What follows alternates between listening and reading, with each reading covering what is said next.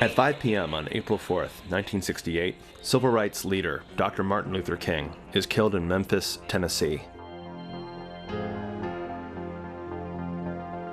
The news travels fast and soon reaches Indianapolis, where Democratic Senator and presidential candidate Robert F. Kennedy is speaking in front of a mostly black crowd. On the heart, until in our own day despair. Kennedy decides to break the news himself and improvises what becomes one of the most famous speeches in his entire career. Very, very sad news for all of you, and I think sad news for all of our fellow citizens, and that is that Martin Luther King was shot and was killed tonight in Memphis. Martin Luther King dedicated his life to love and to justice between fellow human beings. He died. It was an extremely delicate moment where the rage of black people could have exploded into devastation and revolts. For those of you who are black, you can be filled with bitterness and with hatred and a desire for revenge. Or we can make an effort, as Martin Luther King did, to understand and to comprehend what we need in the United States is not hatred. What we need in the United States is not violence and lawlessness, but is love and wisdom and compassion toward one another, feeling of justice toward those who still suffer within our country, whether they be white or whether they be black.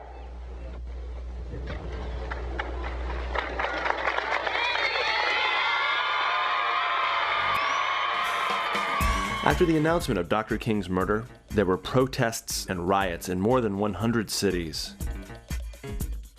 But in Indianapolis that night, everything remained quiet. Robert F. Kennedy went on with his campaign across America, bringing his discourse directly to the masses of the poor, the unemployed, and the exploited of every race, color, and religion. Did you have lunch? We had lunch, yeah. You haven't had lunch yet? No.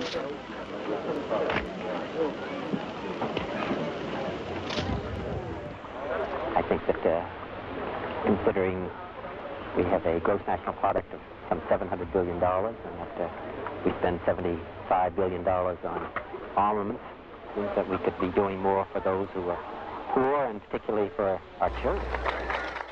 People resonated with Kennedy's clear stand against the Vietnam War, which, already in its fourth year, was escalating beyond control. Had more Americans killed there in the last several weeks than any time during the war. And we're now, 6 months ago, we were talking about bombing Hanoi, and we're concerned about that because we're going to kill civilians. I just think that we just have to change our policies, and I would hope that the Democratic Party would recognize that. Only hours after this interview, Robert Kennedy was killed in the Ambassador Hotel in Los Angeles. He had just celebrated winning the California primary.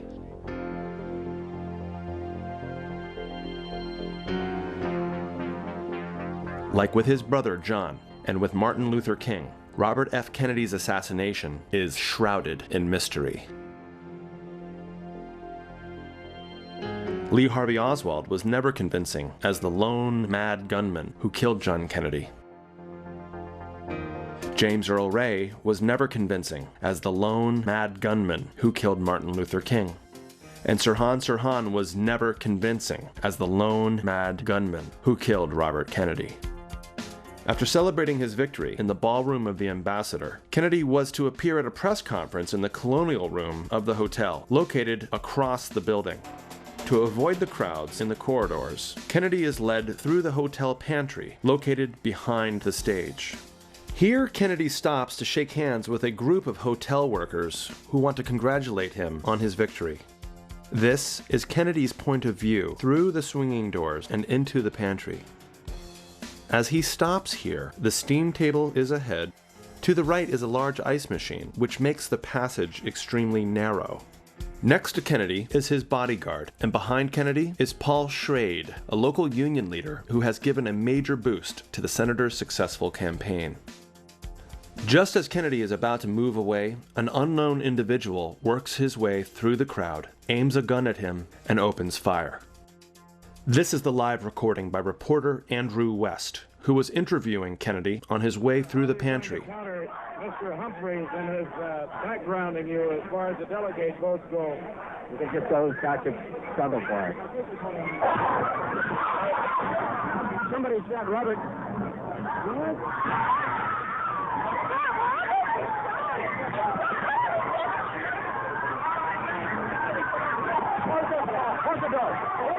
Oh, my God. Senator Kennedy has been shot in the head. I am right here. Rafer Johnson has a hold of a man who apparently has fired the shot. He has fired the shot. He still has the gun. The gun is pointed at me right at this moment. I hope they can get the gun out of his hand. Be very careful. Get the gun. Get the gun. Get the gun. Stay away from the gun. Stay away from the gun. His hand is frozen. Get his thumb. Get his thumb. Get his thumb. Take a hold of his thumb and break it if you have to. Get his thumb. Okay, now hold on to the guy. Hold on to him. Hold on to him, ladies and gentlemen. They have the gun away from the man. In this shot, they've got the gun. I can't see the man. At the end of the shooting, Paul Schrade lays on his back, a bullet hole in the middle of his forehead. I thought I was being electrocuted, but it was my first thought before I passed out. Being electrocuted because of wet floors, television, cameras, cables. Around him, 4 more people are wounded, 2 of them seriously. All 5 will eventually survive. In the meantime, Kennedy has fallen backwards, pulled down by the arm by his bodyguard. Under the senator's head, a large pool of blood is beginning to form. Someone in the crowd approaches and puts a rosary in his hands. I gave him a pair of rosary beads, which are from Ireland. I got a little frightened to see him looking straight up, but he looked at me. I said, the act of contrition, I'm a Roman Catholic. A Roman Catholic is trained to do this in a case of any serious accident. I said, the act of contrition, slowly and audibly, and he heard it. I'm sure of it. And with that, he took my hand and the rosary beads and tightened. After that, Kennedy loses consciousness. Sirhan is immediately arrested and taken away. The police have to protect Sirhan from the enraged crowd. In the ballroom, the news spreads like wildfire. In only a few minutes, a joyful victory turns into an agonizing tragedy.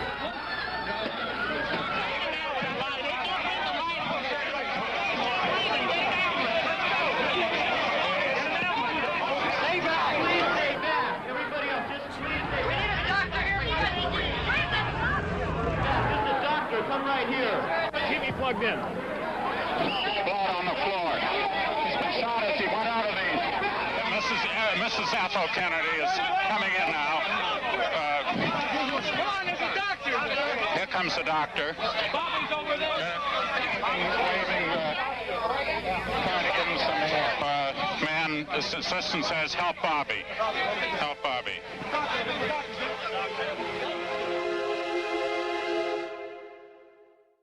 Kennedy is rushed to a nearby hospital.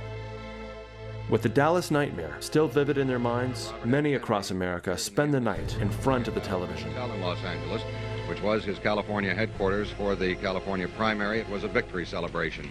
Senator Kennedy is later moved to a larger hospital, the Good Samaritan, where a full brain surgery is performed. 40-minute operation to remove the bullet in his brain and the bone fragments it caused. But his condition was declared critical from the outset. 3 hours ago, the senator at that time was described by his press secretary, Frank Mankiewicz, as being still in extremely critical condition. After lingering between life and death for 24 hours, Kennedy dies without ever regaining consciousness. Senator Robert Francis Kennedy died at 1:44 a.m. today, June 6, 1968. He was 42 years old.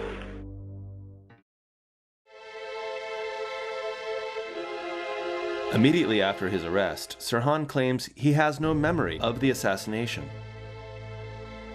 His recollections end abruptly at the bar of the Ambassador, where he was having coffee with a girl, and resume only at the police station after the assassination.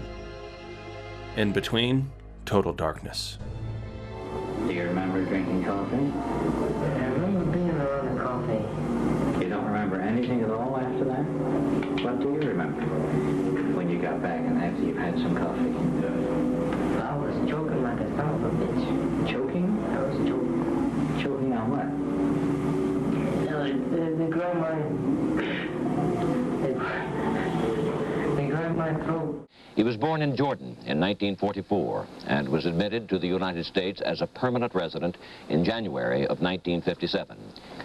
Sirhan's residence is in Pasadena, California. While searching his house, the police find a diary in which Sirhan has repeatedly written, "Robert Kennedy must die." His neighbors, however, describe Sirhan as a quiet young man who would never hurt anyone. Describe him as a wonderful boy, an example for anybody. He seemed very quiet, what you might call clean cut. He certainly didn't seem like the kind that would do it. The same police chief appears disconcerted. He hasn't told the family about what he's been up to at all, so we don't know anything more than you do. Was he politically oriented at all? Not a bit, not a bit. This is what's perplexing about it. Months go by, but Sirhan seems unable to recover even the smallest fragment of memory from the assassination. Before the trial begins, both prosecution and defense lawyers put Sirhan through a series of psychiatric tests to make sure he is not lying. But Sirhan's amnesia appears genuine. Sirhan's lack of memory for the murder of Robert Kennedy was genuine, and it was established by both the defense and the prosecution before the trial. Sirhan himself badly wanted to remember what had happened. After all, he was caught with a smoking gun, so he wanted very badly to remember, and he worked hard at it, but he was still unable to come up with any motive or any memory of the crime. When confronted with the pages of his diary, Sirhan recognizes his handwriting, but does not remember writing the words. It's my handwriting, my thoughts, but I don't remember them. They are the writings of a maniac. They're not the writings of me now. 1 year later, in April 1969, the trial begins. But the verdict, as with Lee Harvey Oswald, has already been decided. Sirhan's court-appointed lawyer chooses not to confront the evidence. He presumes that Sirhan is guilty and presents an insanity defense. The Sirhan defense team decided that he was guilty, that the evidence was overwhelming and they would not contest or confront the evidence. Sirhan disagrees. He wants all aspects of the assassination to be debated so he can finally understand what happened, but he is not allowed to take the stand, nor to fire his attorney. One day, when my son was really upset, he was hurt and he couldn't stand it. He said, he stood in the courtroom and he said, "Please, Your Honor, I have to say something. I don't want these lawyers to defend me," because he knew that they are not defending him right. And you know, even the judge, he was so hard. I am so sorry to say this, but he said, "Look here, fellow, you have to sit down and keep quiet, or else I put a mask on your face and I tie you in your chair, so you cannot defend yourself." The evidence against Sirhan is overwhelming. LAPD ballistic expert Dwayne Wolfer has traced the bullets that killed Kennedy to Sirhan's handgun. At least 10 people saw him shooting at Kennedy, and the diary found in his house confirms his willingness to kill. With a unanimous decision, Sirhan is sentenced to the gas chamber. His sentence is later commuted to life in prison when California abolishes the death penalty. The case is closed. But to some people, things just don't add up. In the wake of the assassination, independent researcher Theodore Chirac and other concerned citizens have collected evidence that casts serious doubt on the official story. This body of evidence strongly suggests both the presence of a second shooter in the pantry and a subsequent cover-up of this fact by the Los Angeles Police Department. But just as the Warren Commission discarded any testimony that would disprove that Oswald acted alone, the judge in Sirhan's trial threw out any evidence contradicting the lone gunman theory. Lone nutcases have always been the best way to explain away and distract attention from much more intricate conspiracies. The first problem with the official version is the actual number of bullets that were fired during the assassination. 2 bullets were extracted from Kennedy's body. A third went through his chest from side to side. A fourth pierced his jacket without touching his body and proceeded into the ceiling right above the senator. From the 5 wounded people, 1 bullet each was extracted. 2 more bullets were found embedded in the door jamb between the swinging doors, right behind Kennedy. That brings the total of bullets fired to a minimum of 11. But Sirhan's gun, an Iver Johnson .22 caliber, could only contain 8 bullets.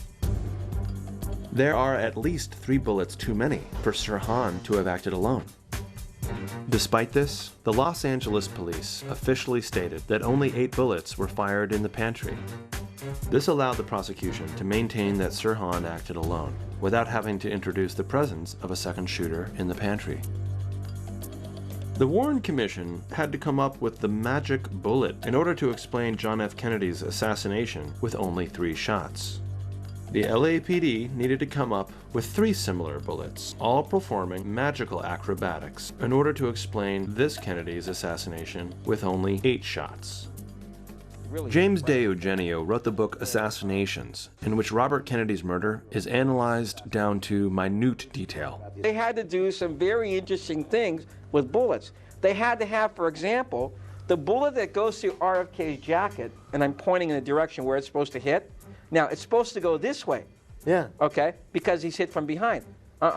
This bullet then has to go backwards to hit Paul Schrade going upward at an upward angle. Okay. For that bullet to hit Schrade, Sirhan needed to be much lower than Kennedy. The senator would have had to turn his shoulders to him, and Schrade would have had to be standing practically above him. Then you have bullets going off the ceiling, okay, going downward, but they then bounce upward to hit a woman who's bending over, okay, in the forehead.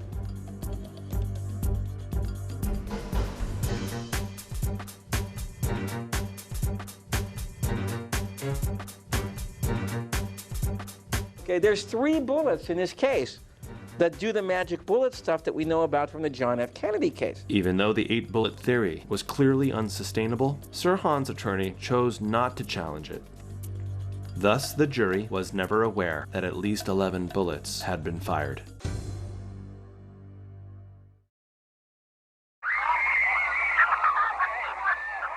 In 1968, Stanislaw Przynski was a young radio reporter who had just finished recording Kennedy's speech at the Ambassador Hotel. You see this slim guy? That's me. And, After packing his gear, Przynski headed for the kitchen, through the pantry, to follow Kennedy and into the press conference. You can see me there, detaching the microphone. It was... In a hurry, Przynski forgot to turn off his cassette recorder. You can see it in my left arm, leaning down, picking up the tape recorder. I was just following Robert Kennedy and the crowd. I suddenly heard a cry. This is how Przynski unknowingly recorded the sounds of the entire shooting, which started as he was approaching the pantry. Only later did Przynski realize he had recorded the entire assassination. He immediately turned in the tape to the FBI for analysis. But a tape didn't reveal anything particular, just the yells and screams of the bystanders. However, using the most recent digital technologies, sound and forensic expert Philip von Prague was able to analyze that tape and draw some interesting conclusions. Well, there were 13 shot sounds that I found on that recording, up to the point where the screams just totally overrode all of the other audio.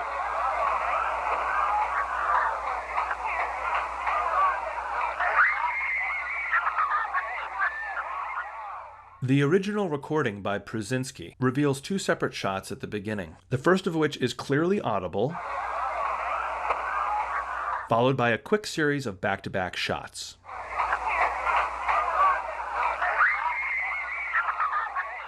This confirms the reports by several witnesses who said they heard 1 or 2 shots, a pause, and then pandemonium.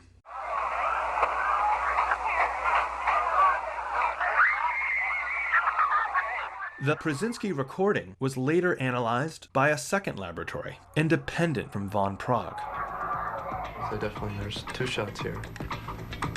bang, bang, bang. It's the first shot at 360. 360 here. We have 1, 2, 3, maybe 4, 5, 6, maybe 7, 8, 9. There's a lot of shots potentially here. The tape was also sent to a third laboratory in Denmark, which returned a similar result. So he felt there was 10 different places where it looked like there were shots. So we're getting very similar results. As von Prague explains, it is impossible to establish the exact number of shots fired. But everyone seems to agree that there were at least 9 or 10, if not even more. I cannot absolutely guarantee that 13 is the correct number. However, it is greater than 8, I can certainly say that. Now, within the 13 captured shot sounds, there are a couple of instances of what I call double shots, and that is 2 shots that occur so closely together such that they couldn't really have come from a single weapon. This confirms some eyewitness reports that had been circulating immediately after the shooting. One witness said that those shots came so close together that he could scarcely believe they were fired from one gun.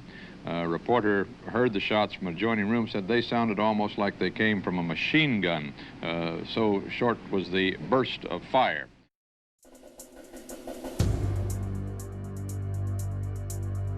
As Kennedy concluded his speech, Sandra Serrano, a campaign assistant, went out to get some fresh air on the fire escape of the hotel.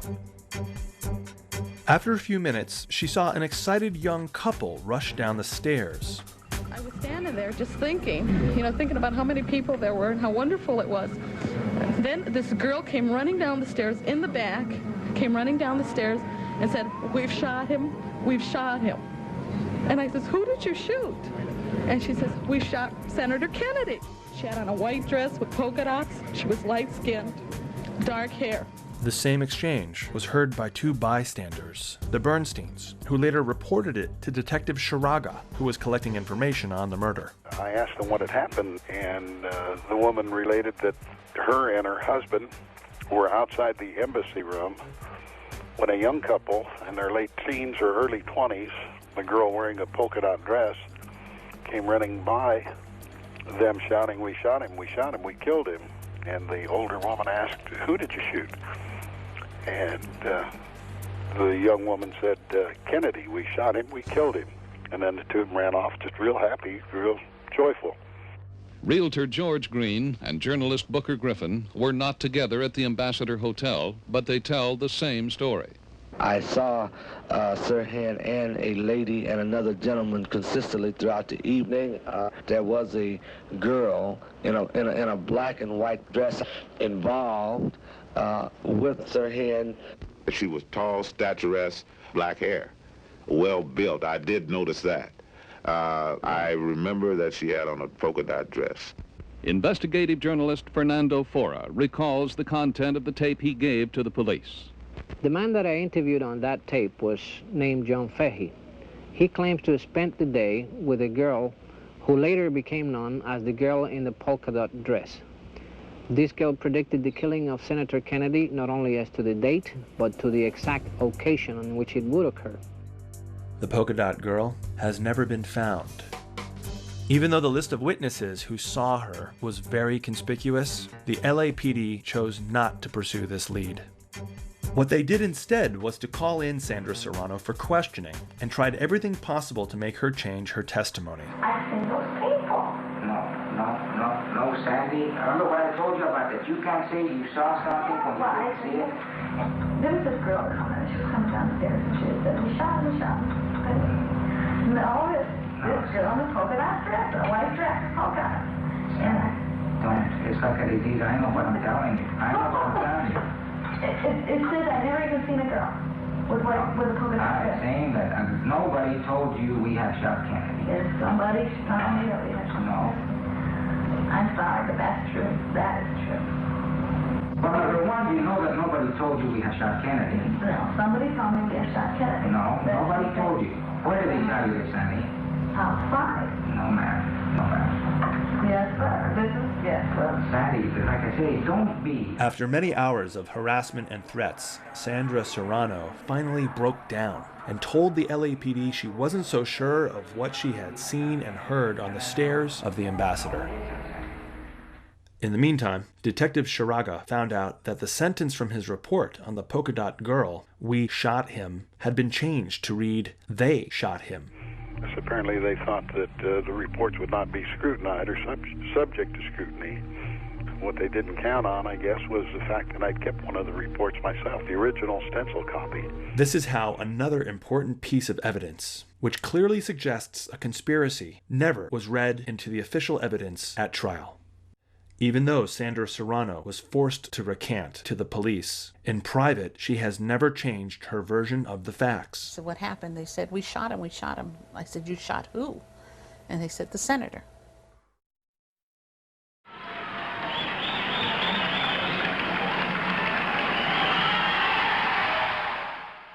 In 1968, Scott Enyart was a 15-year-old student who dreamt of becoming a famous international photographer. After obtaining false credentials from a friend, Enyart managed to insinuate himself into the press corps covering Kennedy's speech. A friend of ours got passes. We thought, it would be fun. We could get some pictures, so that's why we came. How long have you worked with a professional camera, Scott? I had been using a camera for about 2 years prior to what happened here. Standing right in front of the podium, Enyart unknowingly took some of the last pictures of Robert Kennedy alive. After the senator completed his speech, Enyart followed him through the hotel pantry. I was about 5 feet from the podium. As he finished his speech, I followed him into the pantry area. As I got into the pantry, I was about 10 feet behind him, continuing to take pictures as he shook hands with people. And all of a sudden I saw him drop from the frame. He fell.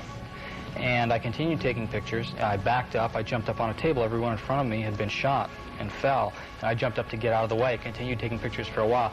Once outside the hotel, Scott Enyart found himself surrounded by a group of policemen who arrested him. As soon as I got out the door, I was surrounded by about 6 policemen with their guns drawn. And they placed me in a car, took my camera from me, and told me that it was evidence and that they would have to have the film. They finally questioned me around 5:30, gave me my camera back without the film. And I asked them about when I would get my film back, and they told me that they'd contact me. After the trial, the police returned to Scott some of his pictures, but not all of them. These are the prints the police gave you after the trial, the Sirhan trial. That's correct. I feel there are some missing from it. I took a 36 exposure roll, and I got 26 prints back. He received both the pictures he had shot before the assassination and those he shot right after. But the ones he shot during the assassination were all missing. They didn't contact me, and about 6 months later I started asking, I called them, went down there and asked them about, having the rights to my own film. And they disavowed any knowledge of even knowing me. Enyart went back to the police and asked for the remaining pictures, but was told that they had been classified and that he would have to wait 20 years to get them back. Scott patiently waited for 20 years, but when he finally showed up to get his pictures back, he found out that they had been destroyed before Sirhan's trial. I was notified by the California State Archives that my photographs, along with 2,400 other pieces of evidence, had been destroyed by the LAPD 3 weeks before Sirhan's trial. During the assassination, Scott Enyart was standing behind Kennedy and his bodyguard. His missing shots likely revealed everything that transpired.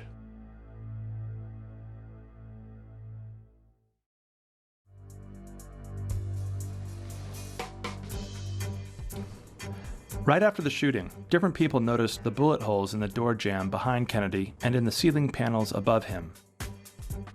After the FBI took pictures of the door jamb, the LAPD removed it, together with the ceiling panels, as evidence. But these elements were never introduced at the trial. After the trial ended, the Los Angeles police chose to incinerate them. This is the explanation by the chief of police, Daryl Gates, for such a disturbing choice. We kept them around for a long, long time, and we finally said, this case has gone to court. The man has been convicted. You can't keep junk around forever. They took up a lot of room. Robert Kennedy's assassination remains one of the most important homicides in modern history. It's difficult to believe that the Los Angeles police, which is normally very meticulous, could not find room for a couple pieces of wood. When accused of having intentionally destroyed important evidence, Daryl Gates stated that the door jamb and the ceiling panels did not prove anything. Everything that was used to convict Sirhan was preserved. Those things that had no evidentiary value, those are some of the things that were destroyed. In fact, the 2 bullets in the door jamb would bring the total number of shots fired to 11, thus establishing without a doubt the presence of a second shooter in the pantry. This would have meant that Kennedy was killed as the result of a conspiracy, not by the action of a lone assassin. The inexcusable behavior of the Los Angeles Police Department was also denounced by the chief of the State Archives of California. As the documents show, the police did dispose of physical evidence, the door jambs and ceiling tiles from the crime scene. Among missing photographic items are those relating directly to crime scene studies, ballistics examinations, and witness reenactments. But the evidence of a cover-up does not stop here. A few years after the trial, someone discovered that the serial number written on the envelope that contained Sirhan's gun did not match the one on the gun itself. In other words, the ballistic tests that traced the bullets to Sirhan's handgun had been actually performed by Dwayne Wolfer on a different weapon. Dwayne Wolfer, the criminals for the LAPD crime lab, had drawn the conclusion that the bullets recovered were fired from Sirhan's gun, and it turned out that he examined a gun that had a different serial number than Sirhan. Again, the Los Angeles police tried to justify the mismatch as a simple transcription error. But the list of negligent errors, omissions, and procedural violations is so long at this point, it becomes extremely difficult to believe they were all just mistakes. This investigation wasn't botched, it was deliberately covered up. They didn't botch a few things. Their behavior was scandalous. The most cumbersome piece of evidence against the official version remains Robert Kennedy's autopsy, performed by Los Angeles coroner Thomas Noguchi. Among the best in his profession, Noguchi was known as the coroner of the stars, having performed the autopsies on such famous people as Marilyn Monroe, Janis Joplin, John Belushi, actress Sharon Tate, and Roberto Calvi, the Italian banker connected with the Vatican banking scandal, found dead under a London bridge. In Kennedy's autopsy, Noguchi found that all the bullets that hit him traveled from below to above and originated from behind the senator at his right-hand side, while Sirhan, as reported by all witnesses, was always standing in front of Kennedy. Noguchi also established that the fatal shot to the head was fired at close range, from a few inches at most. One gunshot wound was found behind the right ear, and it showed the direction to be upward, back to front, and of course to the right to left direction. So if I may just use my finger to illustrate, it will be like this. There were abundance of a powder deposit on the edge of the right ear, and after test firing the similar weapon, we came to conclusion that the muzzle distance would be a 1 inch from the right ear edge and no more than 3 inches. But Sirhan, as reported by all witnesses, never got closer than 3 feet from Kennedy. He was not an inch away from Kennedy's head because he was across the room on this ice thing, and the room, I don't know the dimensions of the room, but he was not an inch away. The closest anybody ever put the gun, who saw the gun at all, was 18 inches. Most people put it 3, 4, 5, 6 feet away. The key here is that nobody is saying that that gun went right up against Kennedy's ear and fired the fatal shot. They all have varying discrepancies of distance, are too far away to create the powder burns discovered by coroner Noguchi. Noguchi also found that the other 2 shots that hit Kennedy originated from behind and from below. There were 2 additional gunshot wounds found in the senator's remains. The 2 were very close together, Gunshot wound number 2 was found in the armpit, and it was a through and through gunshot wound, and the direction was back to front, and the exit wound was found front of the right shoulder. We thus have 3 shots originating from a different position than Sirhan's. 3 shots from a much closer distance than where Sirhan was standing. But again, the jury was never made aware of the important details in Dr. Noguchi's autopsy. At the trial, Dr. Noguchi never had the opportunity to elaborate on his astounding findings. His testimony was cut short. In fact, soon after, Dr. Noguchi was fired and accused of being derelict in his performance of the Robert Kennedy autopsy. Despite the hostility that Dr. Noguchi had to face, he never changed a single word from his original report. There were 3 gunshot wounds. The fatal gunshot wound was found at the right side of the back of the head, just behind this right ear.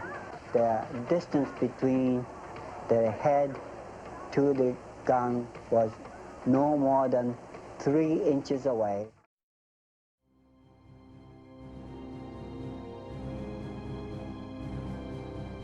That bullet which killed Kennedy, that was an inch away from his head. This bullet didn't come from Sirhan. Did not come from Sirhan, because he never got that close. Carl Euchre was the maitre d' at the Ambassador Hotel. At the end of Kennedy's speech, he grabbed the senator by the wrist and led him away from the crowd. In the pantry, Sirhan appeared and started to shoot. Euchre let go of Kennedy's arm and threw himself against Sirhan, pushing him against the metal table. More people dove on Sirhan to help Euchre grab the gun. In the center of this picture is Carl Euchre.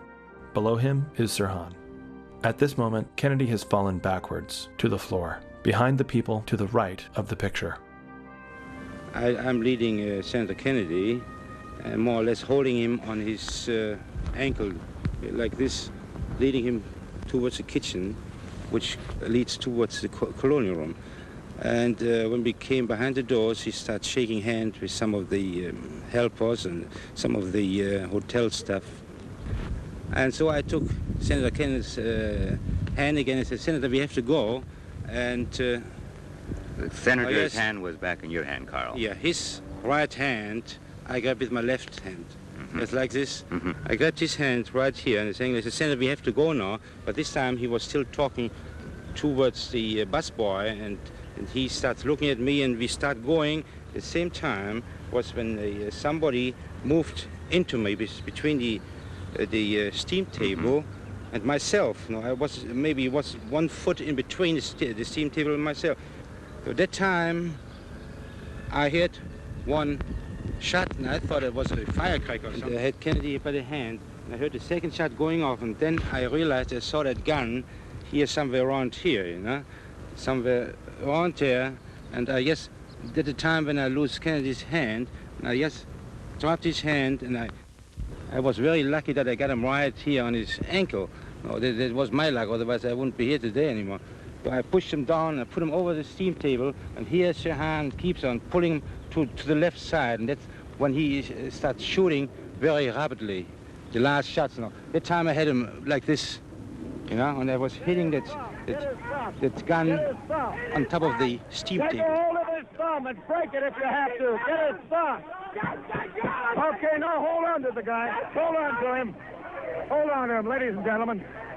They have the gun away from the man. Was it possible for Sirhan to get behind you and behind Senator Kennedy and shoot from behind? No, this was complete impossible, because Sirhan was in front of me, and he didn't have no way to go behind me, to come behind me, to shoot from behind me. I had him right in front of me. I didn't let him pass me. I had my left foot on his knees, and I pushed him over. And well, Sirhan then was shooting blindly after the second shot. Oh, yes, blindly. Yes, yes. He just was pulling the trigger. I even could feel when his hand was moving and pulling him, but he didn't see anything anymore where he was shooting, because I had him complete covered with my, you know. If Sirhan didn't fire the fatal shots, then who did?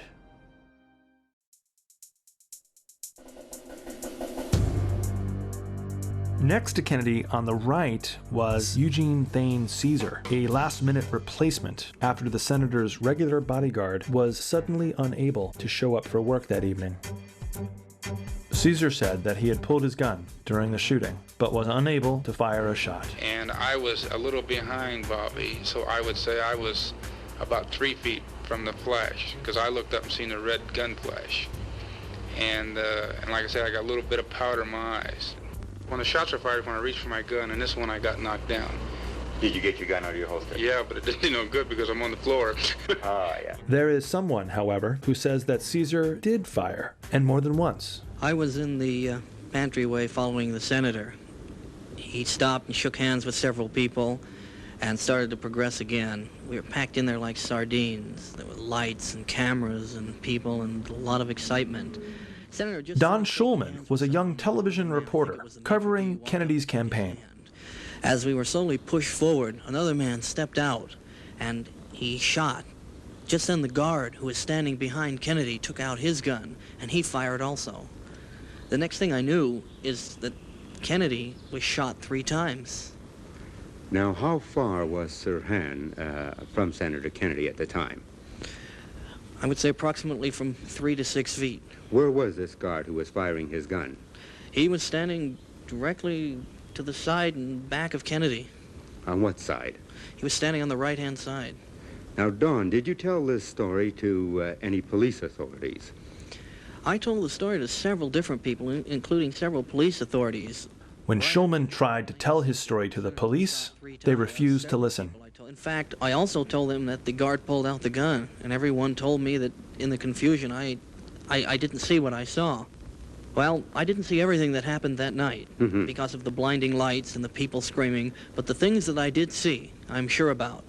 And that is Kennedy being shot 3 times. The guard definitely pulled out his gun and fired. Once again, the Los Angeles police did not follow normal procedures. They did not confiscate Caesar's gun and did not look for other possible weapons in the pantry. In this picture, taken right after the assassination, Caesar shows all his bullets still in his hand.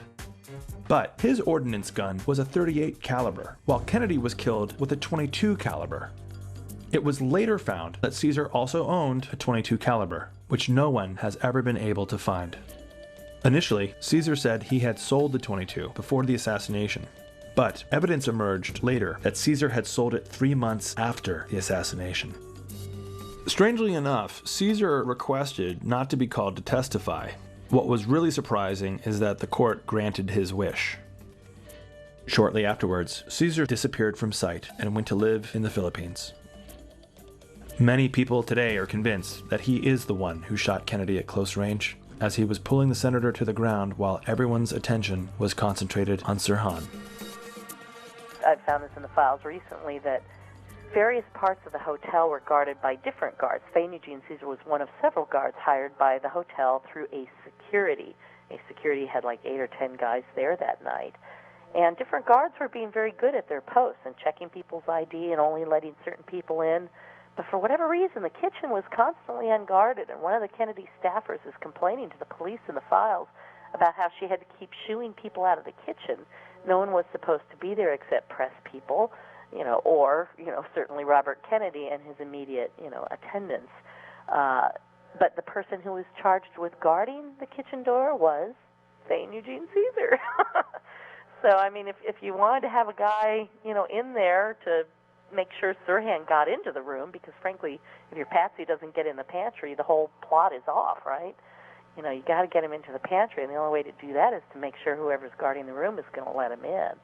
It would be the ultimate paradox if the person shown in this picture arresting the presumed killer were in fact the one responsible for the murder.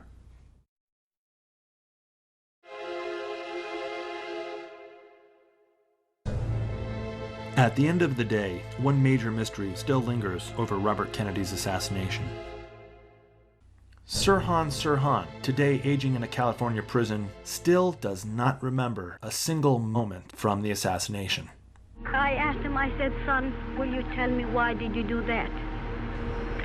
His tears began to drop. He said, Mama, I'm sorry, I don't remember anything. I was told that I killed Senator Robert Kennedy. After 15 years of analyzing the evidence and interviewing experts and witnesses, the only logical conclusion in this case, from my mind, is that Sirhan Sirhan was a programmed assassin, programmed to show up shooting at Robert Kennedy, and programmed not to remember. In the 1962 film, The Manchurian Candidate, a man commits a series of murders of which he later has no memory whatsoever. Why did you try to kill me? I had to kill him. I had to. It is later revealed that the assassin had been programmed to kill, and then to forget to have killed, through hypnosis. Listen, Corporal Williams. I've got it, Watson, I've got it. Got what? The method used in the finger murders. Well, what is it? Hypnotism, my dear fellow, hypnotism. This is obviously just a movie, but we do know that it is possible, through hypnosis, to erase entire blocks of memory. Ora tu dormi profondamente e tutto quello che hai visto si cancella nei suoi effetti dalla tua mente. Il tuo sonno è sempre più profondo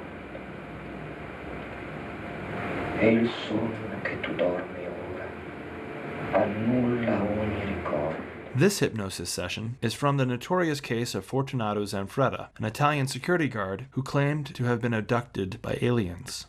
Quando io ti risveglierò, tu non saprai nulla di quello che è accaduto nelle ultime ore e non ricorderai nulla.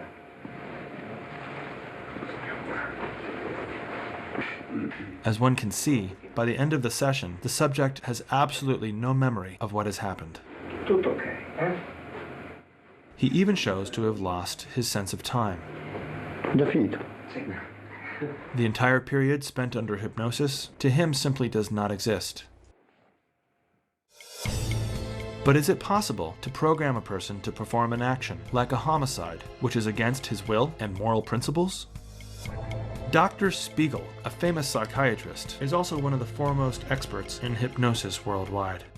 The total and complete amnesia that Sirhan demonstrated from the very beginning to this very day suggests strongly that he was A, highly hypnotizable, and B, programmed to perform that act. Bernard Diamond placed him under hypnosis and discovered that this was very easy. He simply held up a quarter in front of Sirhan's face, and Sirhan went right into a trance, indicating to Dr. Diamond that Sirhan was an excellent subject and had been programmed before and was experienced with hypnosis.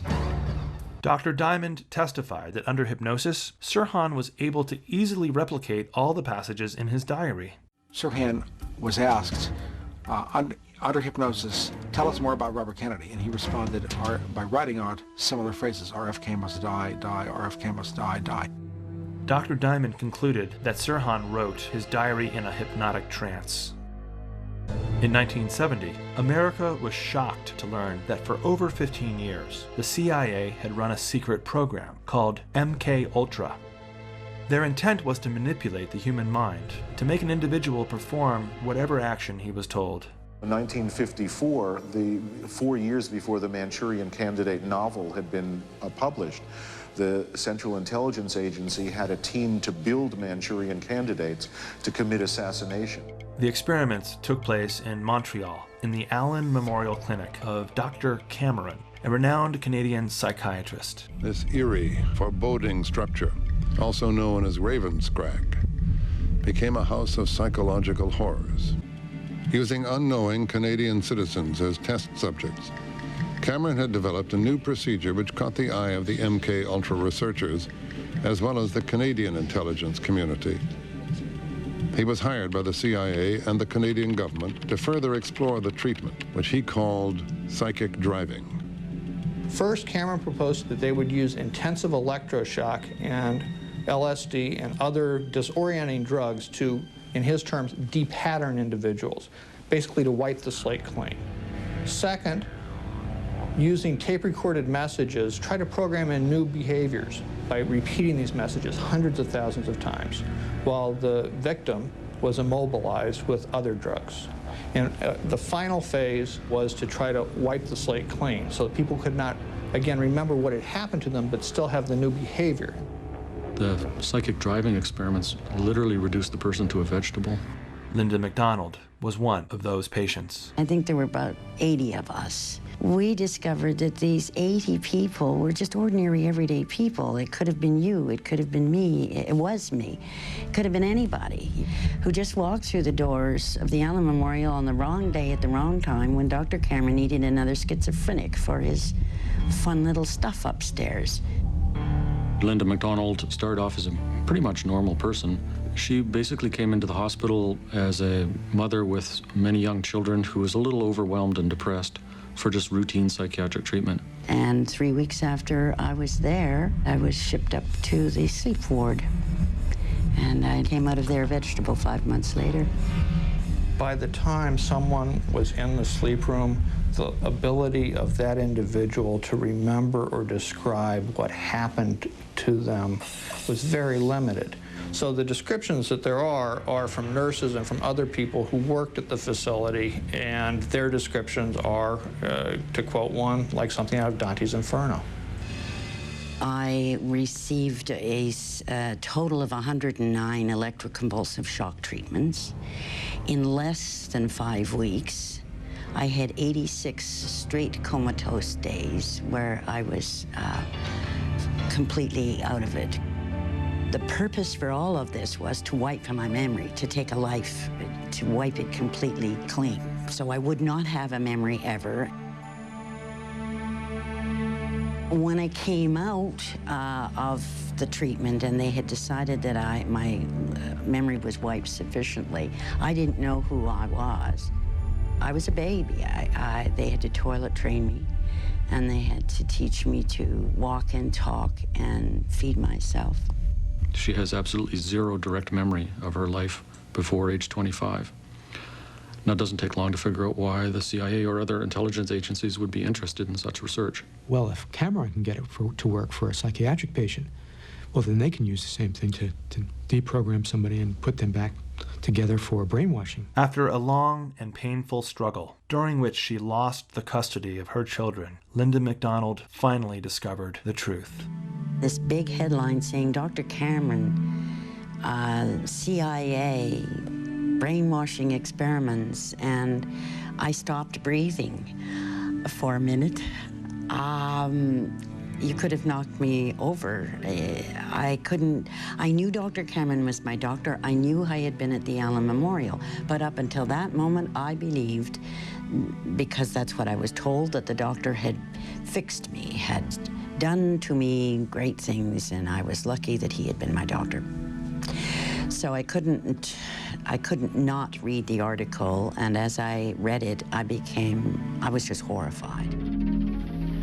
Normally conditioned American who's been trained to kill and then to have no memory of having killed. Without memory of his deed, he cannot possibly feel guilt, nor will he, of course, have any reason to fear being caught. I told them to build me an assassin. I wanted a killer from a world filled with killers, and they chose you. His tears began to drop. He said, Mama, I'm sorry. I don't remember anything. I was told that I killed Senator Robert Kennedy. In fact, for a 3-month period prior to the assassination, Sirhan completely disappeared from sight. No one has ever been able to account for this missing time, including Sirhan himself. The MKUltra program was immediately dismantled, but Robert Kennedy's assassination took place at the height of CIA experiments into mental manipulation. Could Sirhan have been the victim of this secret mind control program? We may never know who wanted Robert Kennedy killed. In view of all this evidence, however, we can safely state that it was not Sirhan who assassinated the young senator on the way to a presidency that could have radically changed the course of history in the last 40 years.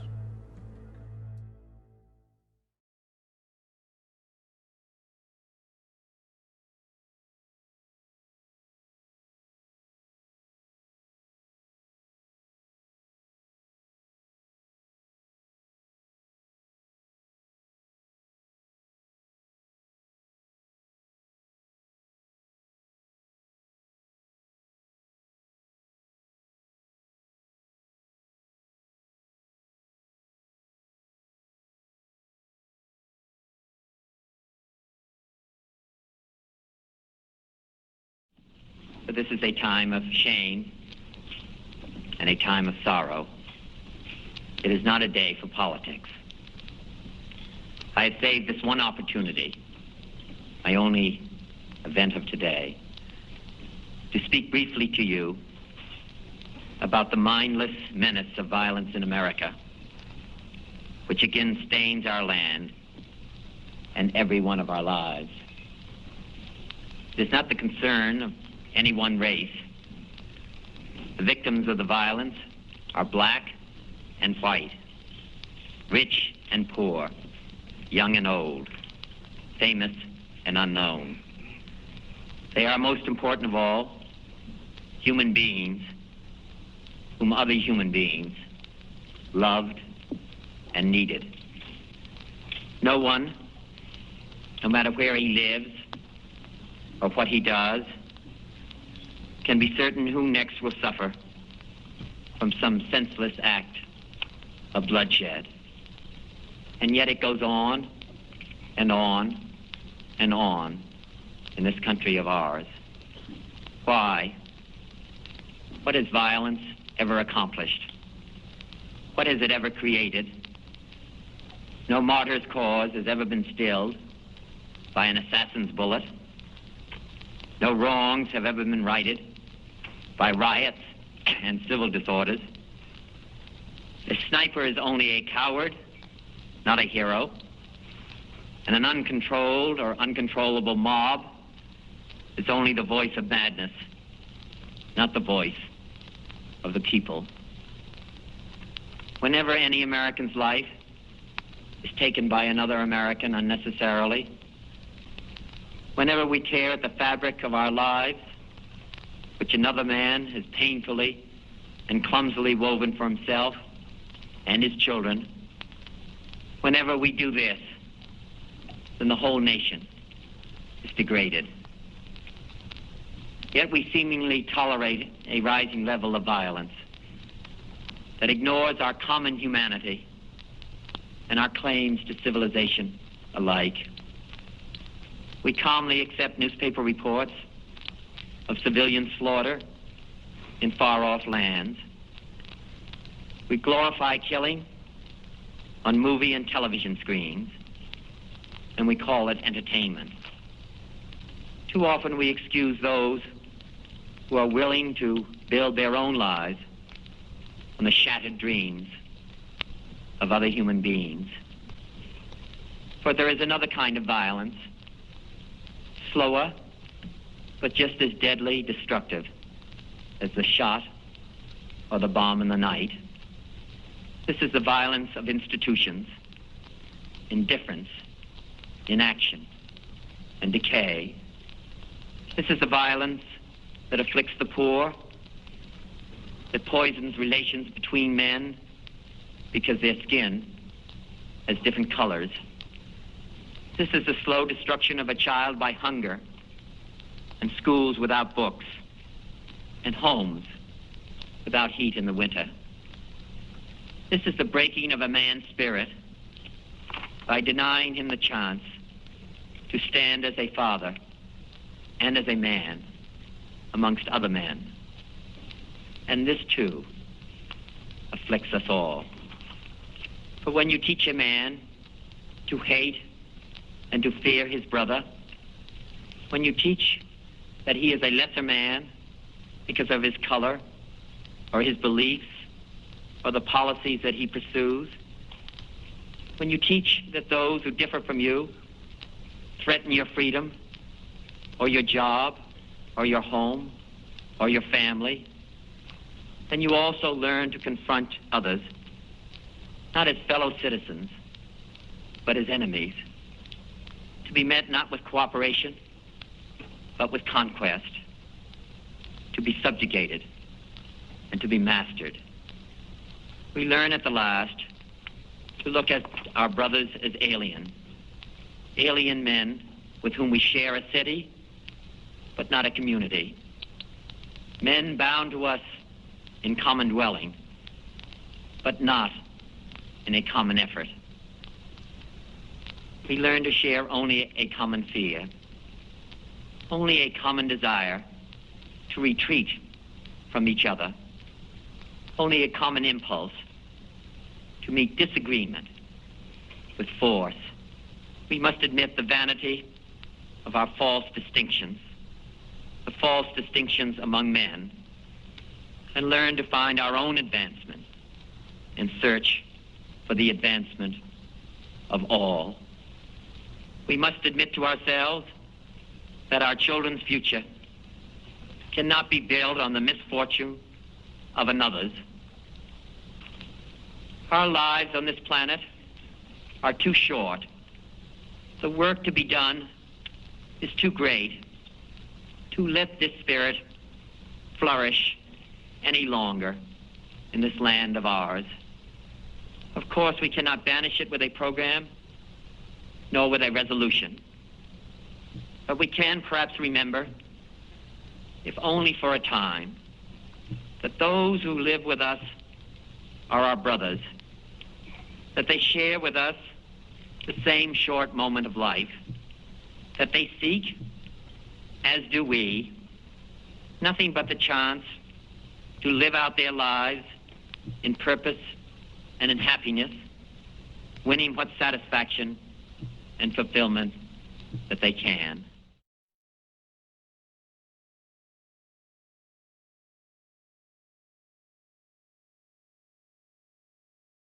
Too much and for too long, we seem to have surrendered personal excellence and community values in the mere accumulation of material things. Our gross national product now is over $800 billion a year. But that gross national product, if we judge the United States of America by that gross national product counts air pollution and cigarette advertising and ambulances to clear our highways of carnage. It counts special locks for our doors and the jails for the people who break them. It counts the destruction of the redwoods and the loss of our natural wonder in chaotic sprawl. It counts napalm, and it counts nuclear warheads and armored cars for the police to fight the riots in our cities. It counts Whitman's rifle and Speck's knife and the television programs which glorify violence in order to sell toys to our children. Yet the gross national product does not allow for the health of our children, the quality of their education, or the joy of their play. It does not include the beauty of our poetry or the strength of our marriages, the intelligence of our public debate, or the integrity of our public officials. It measures neither our wit nor our courage, neither our wisdom nor our learning, neither our compassion nor our devotion to our country. It measures everything in short, except that which makes life worthwhile. And it can tell us everything about America, except why we are proud that we are Americans.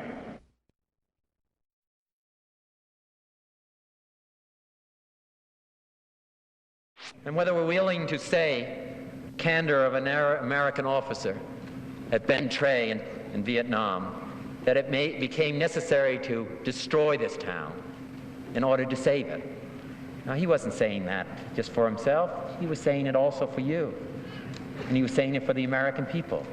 And what is our responsibility? And therefore, what should be our policy in dealing with problems like that?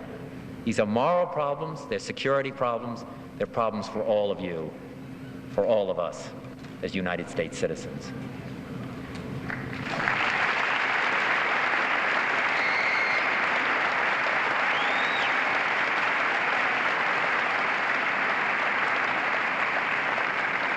You must help in all of these complex questions, because you will bear the burdens of errors or misjudgment. President Kennedy once said, and I think very true, that you, the younger generation, you have the least ties to the past and the greatest stake in the future. So what happens in the decisions that we make are going to have the greatest stake on your lives, the greatest effect on your lives.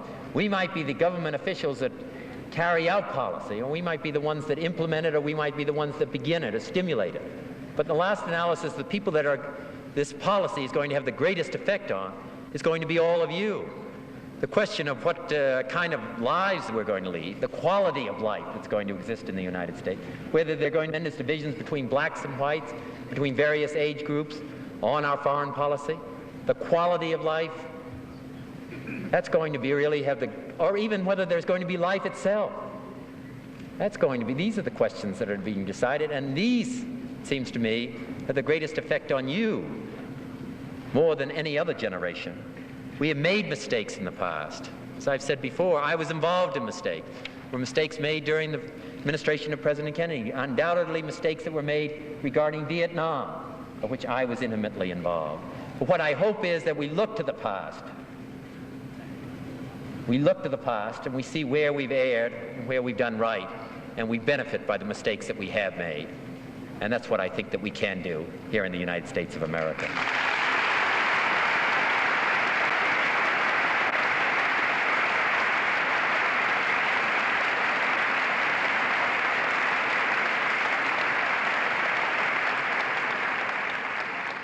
What will, in fact, be our policy after Vietnam? What should it be? These are the hardest of issues, and there are no easy answers really to any of them.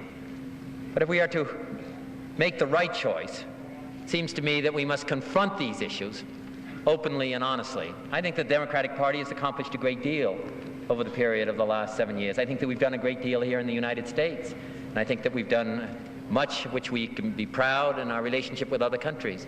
I think we've made mistakes, but it seems to me that the Democratic Party that's going to get elected, and the way I run is that we have to look, not just talk about what we've done in the past, not just talk about what we've accomplished in the past, but people want to know what we're going to do in the future, what we think the situation is at the moment, and what we intend to do to bring peace around the world and bring prosperity and happiness and to our own people here at home. It's on that basis that I run for President of the United States, and on that basis that I ask for your support.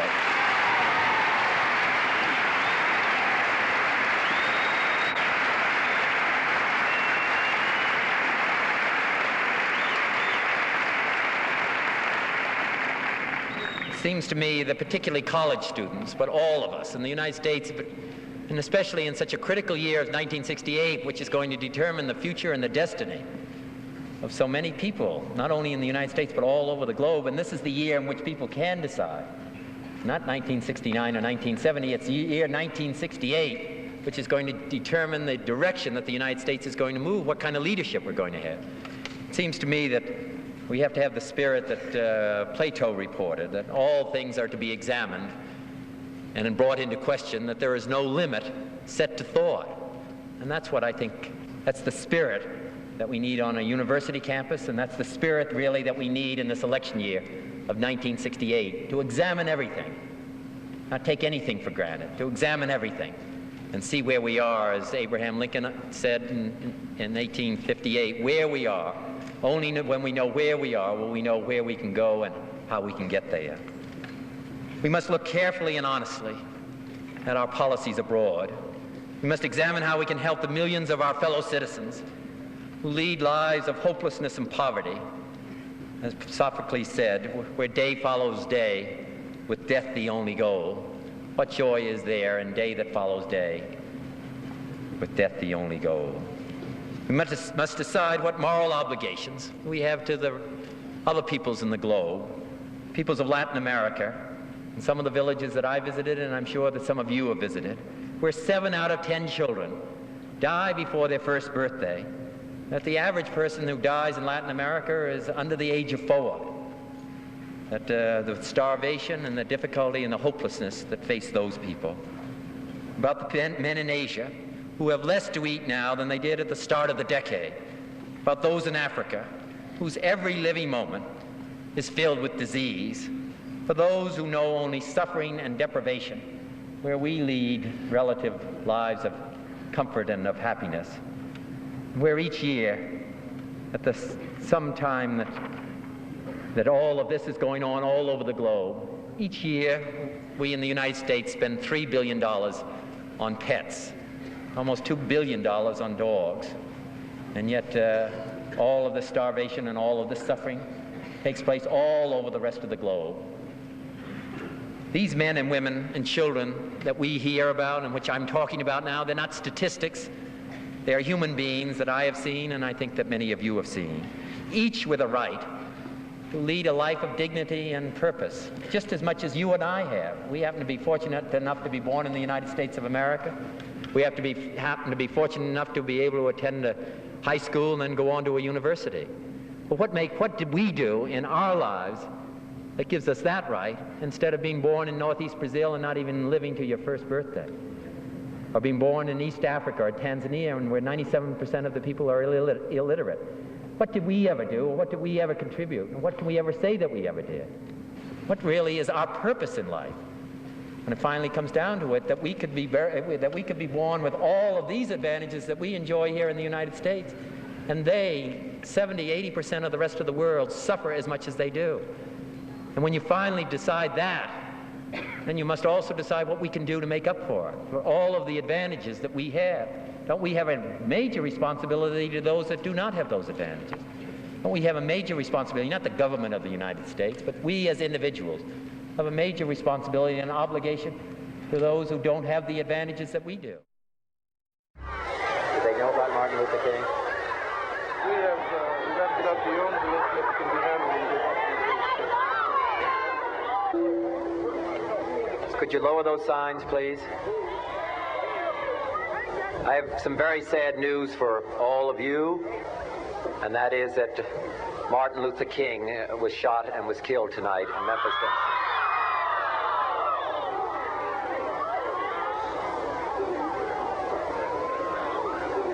Martin Luther King dedicated his life to love and to justice between fellow human beings. He died in the cause of that effort. In this difficult day, in this difficult time for the United States, it's perhaps well to ask what kind of a nation we are and what direction we want to move in. For those of you who are black, considering the evidence evidently is that there were white people who were responsible, you can be filled with bitterness and with hatred and a desire for revenge. We can move in that direction as a country, in greater polarization, black people amongst blacks and white amongst whites, filled with hatred toward one another. Or we can make an effort, as Martin Luther King did, to understand and to comprehend and replace that violence, that stain of bloodshed that is spread across our land, with an effort to understand compassion and love. For those of you who are black and are tempted to be filled with hatred and mistrust of the injustice of such an act against all white people, I would only say that I can also feel in my own heart the same kind of feeling. I had a member of my family killed, but he was killed by a white man. But we have to make an effort in the United States. We have to make an effort to understand, to get beyond or go beyond these rather difficult times. My favorite poem, my favorite poet was Aeschylus. He once wrote,